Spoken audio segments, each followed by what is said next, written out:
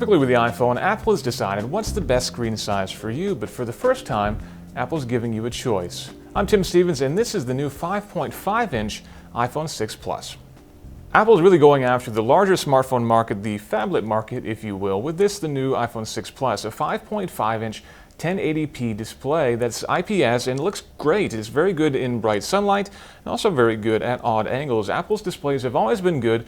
This one is particularly good as well. Now, in terms of styling, this is a completely different looking device than what we've seen before from Apple. It does look most similar to the iPad Air in that it's got rounded edges, but it is quite a bit different from that too. Again, they're very curved rounded edges with these plastic insets running along the back. The 6 Plus does not have the sapphire glass we've been hoping. It does have more traditional glass, but it has been curved around the edges to give a more gentle transition from the edge of the display to the edge of the device. In fact, it's something like we've seen on Nokia's in the past, and if you look in the back, these lines are similar to that we've seen on HTC's in the past. You might be forgiven for thinking this is another device and mistaking it for such, but you see the Apple logo on the back, and that, of course, makes it pretty clear.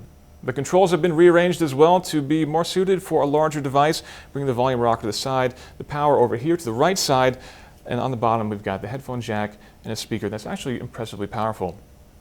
Home button is still here on the bottom with the touch sensor built in, again as you'd expect from the iPhone 5S before.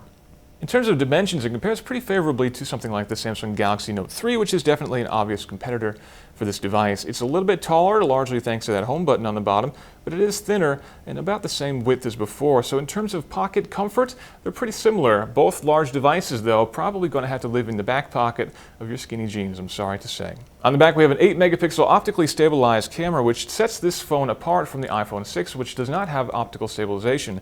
Another big difference between the 6 Plus and the 6 is battery life. Bigger phone means more room for battery in there. We were definitely able to get through a full day of consistently heavy smartphone usage. Now that's obviously going to change as the phones get older and the batteries get a little bit more tired, but out of the box we saw really impressive battery life out of the 6 Plus.